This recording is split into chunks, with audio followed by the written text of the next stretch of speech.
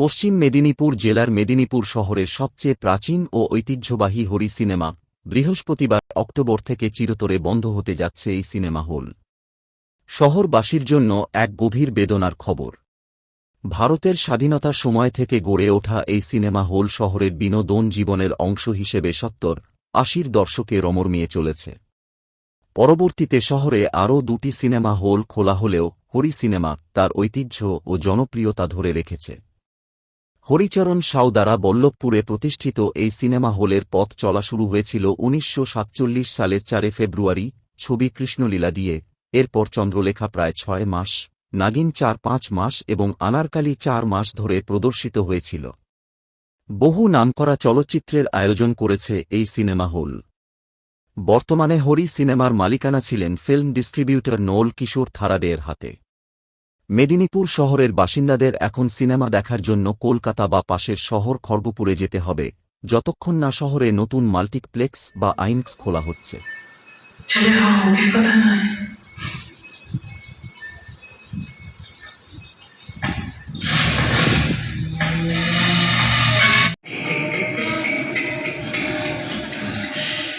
সব দেশের নেতা খুনি, অস্বীকার করতে পারবেন পঙ্কজ সিনহা? আপনার দেশের নেতা, আমার দেশের নেতা কিছু বলে আপনারা কি জানেন না? আপনারা হলেন ওদের পোশাক।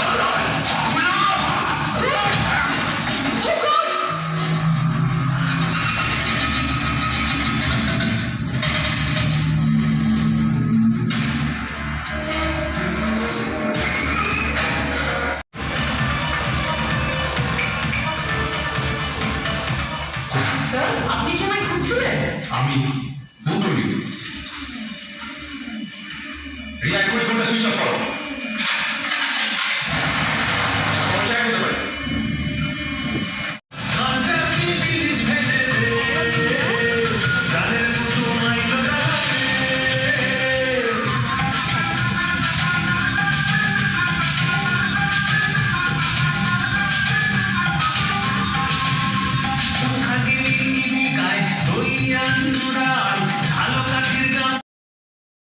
সাঁতরা বাবু এক সাক্ষাতে গুরুত্বপূর্ণ তথ্য কি জানিয়েছেন, শুনুন। আজ একটা মন খারাপের দিন। আমরা যারা মেদিনীপুর শহরে ছোট থেকে বড় হলাম মানে বুড়ো হলাম, আমাদের জীবনে মেদিনীপুর বলতে যে ভালো লাগাগুলো, তার কলেজের মাঠ, Diamond Ground, Aurora cinema, Hari cinema, Mahua cinema. কালের গহ্বরে অরোরা এবং মহুয়া সিনেমা অনেক দিন আগেই চলে গেছে। আজকে হরি সিনেমায় শেষ শো হচ্ছে শুনলাম, বিভিন্ন সংবাদ মাধ্যম থেকে, সময় বাংলার কাছ থেকে জানতে পারলাম যে আগামীকাল থেকে হরি সিনেমায় আর সিনেমা দেখানো হবে না।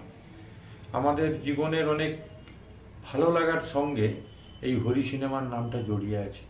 হরি সিনেমার গোড়াপত্তন করেছিলেন হরিচরণ সাউ, মেদিনীপুরের প্রখ্যাত ব্যবসায়ী।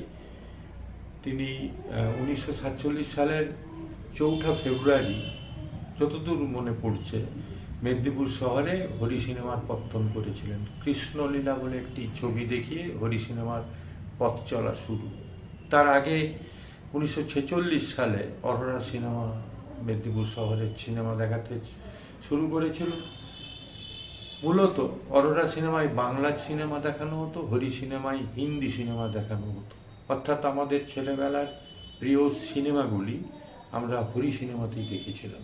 আমাদের প্রিয় নায়ক নায়িকারা রাজেশ খান্না, ধর্মেন্দ্র, সঞ্জীব কুমার, হেমা মালিনী, মাধুরী দীক্ষিত, এদের অভিনীত সিনেমার যে ভালো লাগার স্বাদ, তখন তো এত টিভি ছিল না, মোবাইল ফোন নেই। আমাদের ভালো লাগার জায়গা ছিল, বিনোদনের জায়গা ছিল হরি সিনেমা, অরোরা সিনেমা। এই শেষ সিনেমা হলটিও মেদিনীপুর থেকে চলে যাচ্ছে। আমার আজকে মন খারাপ। আমি চাইব যে মেদিনীপুর শহরে একটা সিনেমা হল হোক। একথা ঠিক যে সিনেমা যাকে অনুসরণ করে সে মানুষের জীবনে যে স্রোত বয় তাকেই অনুসরণ করে সিনেমা। মানুষ আজকে দ্রুত গতির জীবনে ঢুকে পড়েছে। এই দ্রুত জীবনে মানুষের হাতে সময় নেই। দল বেঁধে একসঙ্গে সিনেমা দেখতে যাওয়ার মতো দিন নেই। হরি সিনেমা চালু ছিল, অরোরা মহুয়া সিনেমা উঠে যাওয়ার পরও, কিন্তু দর্শক আশানুরূপ হচ্ছিল না। একটা সিনেমা হল চালাতে গেলে একটা মিনিমাম খরচ আছে।